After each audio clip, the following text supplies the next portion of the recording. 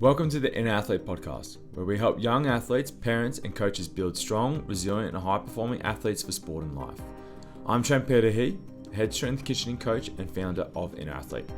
Each episode, we break down the training, mindset, and habits that actually matter, from strength and speed development to injury prevention, confidence, and long-term athletic growth.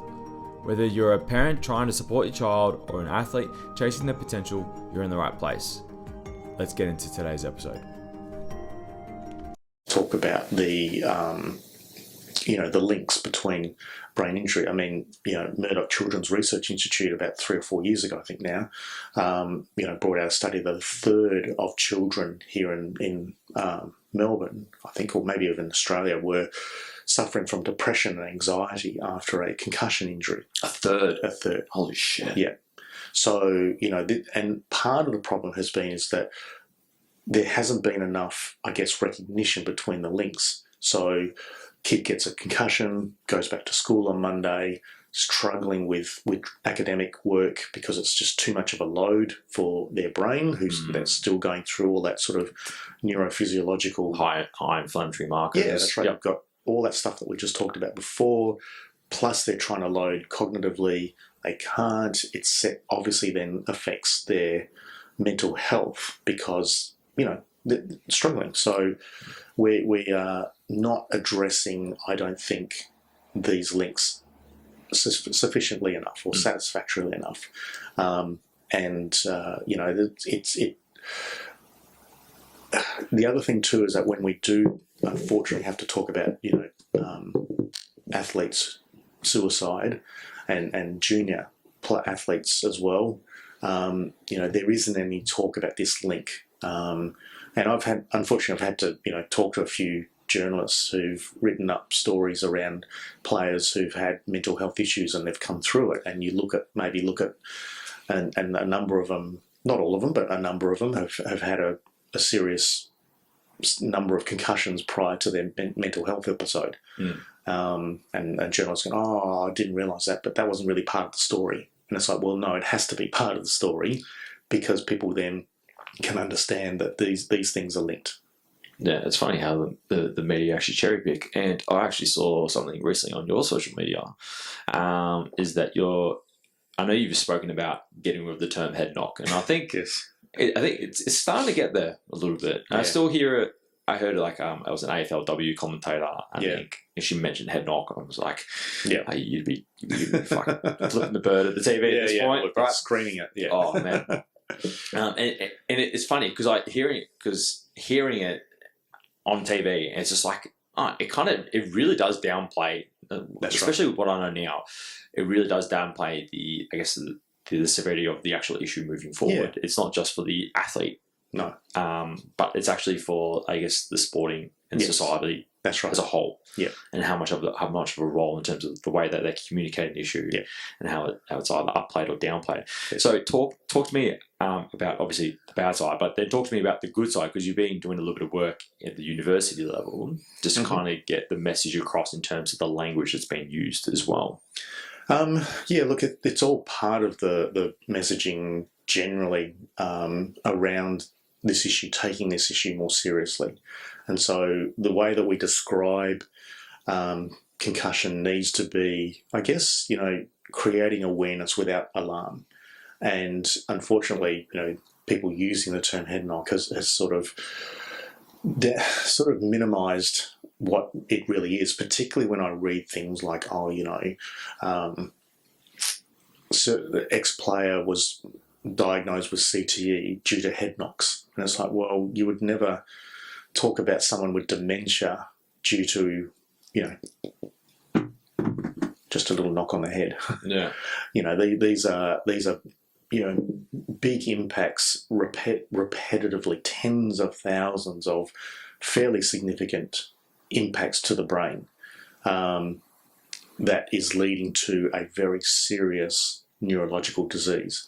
And it's kind of interesting, we don't necessarily, I've only seen it once, but when you see players, punching each other in the stomach when they shouldn't be, but someone calling it a tummy tap.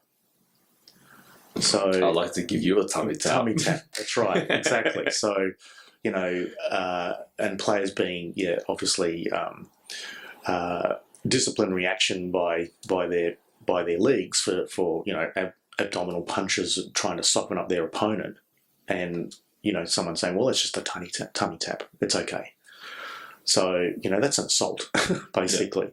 I guess I actually thought about this when I was with the AFL side. It's like a lot of it is like cheap shots to people. It's just like almost like legalized assault. Yeah, that's really. right. Exactly. But like I have arguments with organisations who say, well, this is the way that people describe it. I'm like, yeah, but that doesn't make it right. We can change, if we're changing the culture around this, then we need to change the wording, because that means words mean a lot in this sense. Because when you do have parents going, oh, it's just a head knock, you'll be fine on Monday, and the kid isn't, then there's sort of this panic. Well, what's wrong? What's going on? And so we've mis sort of labelled what this really is.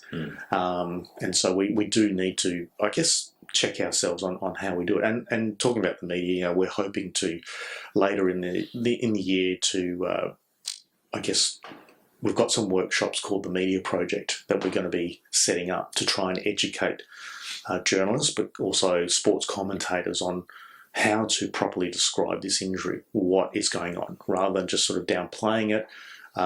Try and let the people who are watching the telecast or listening to it what exactly the process is, because this is something that is a teachable moment for everyone.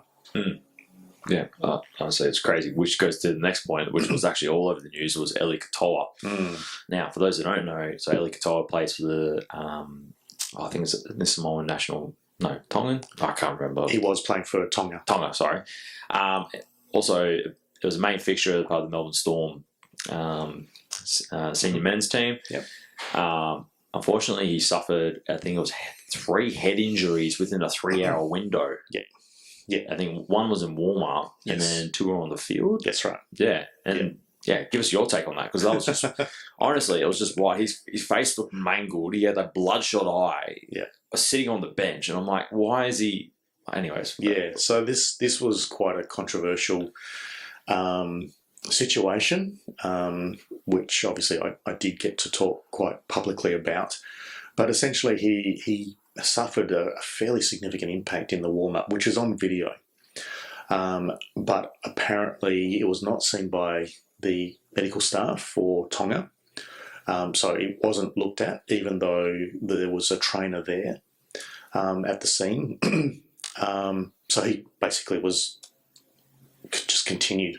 So there wasn't even an opportunity to assess him. So he went straight into the game. He took another impact in sort of, late of the first half, was assessed, was deemed to have, quote unquote, passed the HIA, head injury assessment. That's wild, honestly. Yep. Wild. Apparently, the doctor and the staff weren't aware of the first impact in the warm-up. So they assessed him as a first suspected concussion and said, well, no, you don't have a concussion. You're free to go back on. And then took a second impact early in the second half, where they then brought him off because he had an impact in the first half, not the warm-up. And then he was sitting on the sidelines with a cold towel around the back of his neck when he turned to one of the staff members, not sure, well, not a medical staff member, I don't think, but just turned to a staff member. Personnel, yep. And said, I'm effed, and collapsed. And then this is when everything just sort of blew up, because obviously he had collapsed, panic occurred, ambulance came, and it was found that he had brain bleeds as a result of, we don't know which one, could have been all 3, but it was, and that from there he was deemed to be, ineligible to play for the rest of, for the whole of 2026. The doctors and the head doctor and the assistant doctor and the trainer on the day were sanctioned, and I think the head doctor was given 2 years suspension, and the other 2 were 1 year. Yeah, that whole series of events was absolutely wild. That's right. Exactly. So, I've talked to a number of people who said, "Oh, it's always very difficult to, so that one of the things is that the doctors at the time didn't come on until the game starts, so they're not around." And the other part was that some of the people in the media were saying, "Oh, it's very difficult to have cameras on the both team because one team's warming up down one end and one team's warming up the other end." And I found it quite puzzling, given the resources of the NRL, that they can't have cameras on these players, even if they're internal cameras. They're not network cameras. Bear in mind, this was an international game post NRL season as well. Yes, that's so right. it's like there's cameras galore. That's right, exactly. So there's in my opinion, no excuse that they can't have a camera just sitting on a wide angle just to make sure that where's the teams are warming up. But apparently that's too much. But they had the trainer who should have been. Again, that talks to what's the hierarchy here. So I think there's been a lot of work since that incident on changing their protocols. But unfortunately, and this has always been something that I've been quite, I guess, angry and frustrated at, is that, for the last sort of 15, 16 years, is the fact that it has to be some sort of catastrophic event before we get change. And I've always been, as a scientist, around the precautionary principle. We have some evidence, okay, we need to put in place so that it prevents anything like this happening. It's like the old fuck around, find out. It's like, now we found out. And it's like, yes, what happened? It came at the cost of a player that was really talented. That's right. And it could have been, could have been sidelined for the off season, and then could have been training in the preseason. It could have been back around, I don't know. That's right. Early in the season this year. That's right. Exactly. So, unfortunately, we will see something like that again. Not exactly, but some other events happening, or we don't know when. If you're getting value from the In Athlete podcast, make sure you like, subscribe, and leave a review. It helps more parents and young athletes find the right guidance and keeps this podcast growing. Back to the show. How? But it'll happen again. I mean, this is what I see. Which kind of did happen in the AFL recently, actually. It was, yes. It was a Carlton player, I think it was. No. In training? No, it was in a game. In a game. So right. He suffered a head injury yes. in game, and then he was really groggy on his feet. It wasn't Harry McKay, wasn't it? No, I can't remember off the top of my head. Okay. Anyway, there's too much news to cover. Yes, there is. I mean, there was one on the weekend where West Coast Eagles player had a fairly significant concussion, and it's his third this season already. So, this is my life. I know. It's just like, what do I... Yeah. You can only present what you're working on and what you're showing is the yes. truth. And, yeah. And whatever rebuttals that they give is just like, well, here's the evidence that rebukes that completely. Which I want to go back to the next point, and it's already made the headlines as well, was the insurance with AFL. That's a can of worms and a half. Yeah, look, I mean, Zurich are one of the biggest insurers in the world. They have been providing insurance plans for what they call total TPD, so it's total and permanent disability. And so when players have been, I guess, ruled that they can no longer play because of their concussions, a concussion or concussions, they will get a payout because there's no workers' compensation for Australian Football League players. So this is their way of getting some compensation. But in recent times, there has been, I guess, larger payouts paid out, and probably the best known one of that is Paddy McCartan. And so Zurich have now looked at this and said, well, okay, if and I'm not disagreeing with the fact that the players are essentially unable to work, so they've got a potentially long life of struggling, in terms of I can't work, or they, it's a They got the whole adult life That's right. ahead of them. That's right. Some of these guys like 25, 26. That's right, and and they are struggling to get through the day, sort of thing, because of their catastrophic injuries. So we put that to the side, but the fact that Zurich have now looked at this and gone, well, look, we've already had to pay out fairly big on a number of players, or more than what we were expecting to. We probably can see that there's going to be a tsunami of another several hundred of these cases. So we may not, we can't, in our business model, pay this out. But also the fact that the AFL have not actually done anything to try and mitigate this issue. So if we have a West Coast Eagle player having 3 concussions in one season, well, Zurich are probably looking at this from a commercial aspect, going, well, they're not doing anything to try and prevent these things from happening. So why should we pay out for this? We're not a. I mean, they only made $12 billion profit, but we're not a bottomless bucket to give all these players to let national sporting organisations go, don't worry about it. Just you'll get paid out when you need to. That sort of attitude. And so, a number of us have been warning these sports and leagues for a number of years that they've got to put in stricter protocols to try and reduce this, these opportunities for disability. It's a bad business model for Zurich, unfortunately. That's right. Stick around. So they haven't done that, and other insurance companies have looked at Zurich going, well, if they're not going to insure, why should we? Yeah, I don't blame them, to be honest. Otherwise it can be bad practice, and they're not going to go broke as such, but it's just they're going to continue to lose money. And that's right. And then what are the other sporting codes going to, like, if you don't look at other sporting codes that aren't making the change based on what's current research as well. Yes. And it's like, well, if they're not going to mitigate a lot of these risks, that's what insurance wants to see. Are you mitigating the risks of someone suffering concussion, head trauma, whatever it may be? Yes, no, one on. That's right. They're gonna walk away. Yeah, exactly.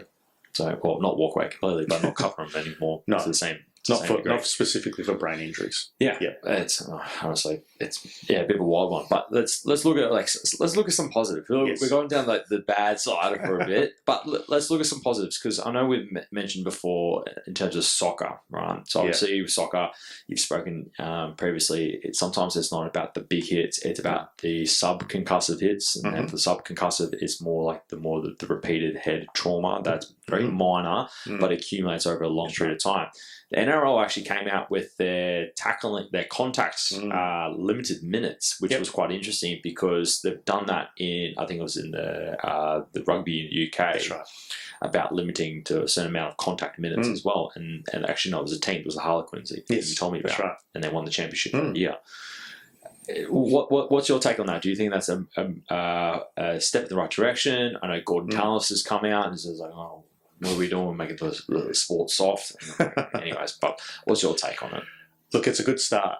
So the fact that they're actually acknowledging this is a good thing. They've basically said that it's 100 minutes per week limit, and 200 minutes per week in pre-season. So 100 minutes in season, 200 minutes pre-season or post-season.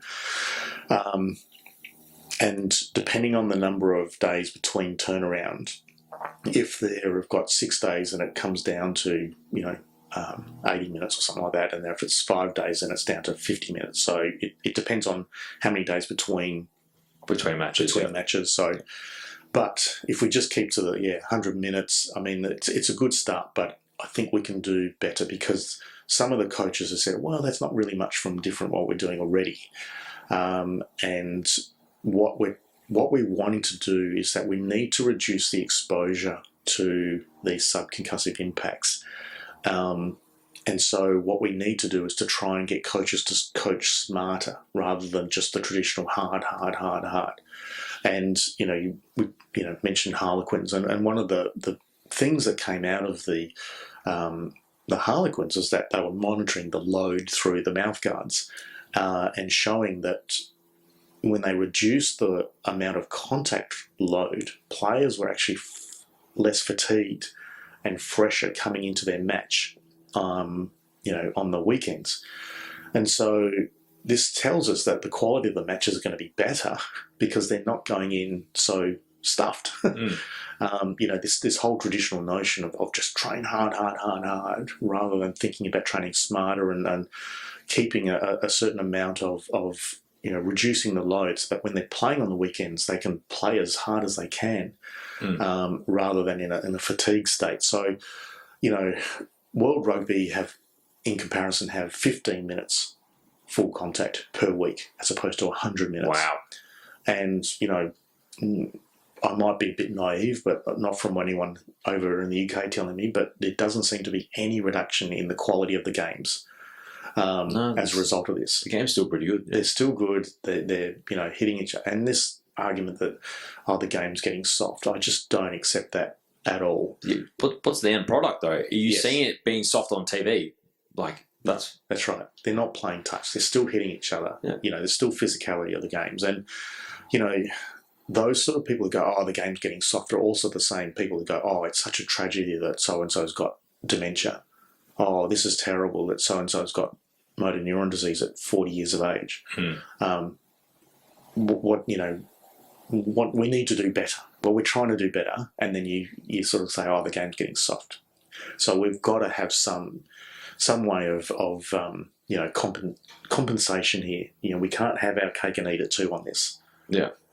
Then you spoke about the mouth guards and the measuring the forces. Yes, that's right. So it measures accelerometer. Yeah, yep. They've got a chip in the mouth guards that measure linear force, so straight on, but also rotational forces, so coming in from the angle. Okay. Yep. And so it gives us a lot of information around what the player is experiencing. You have just listened to the Inner Athlete podcast.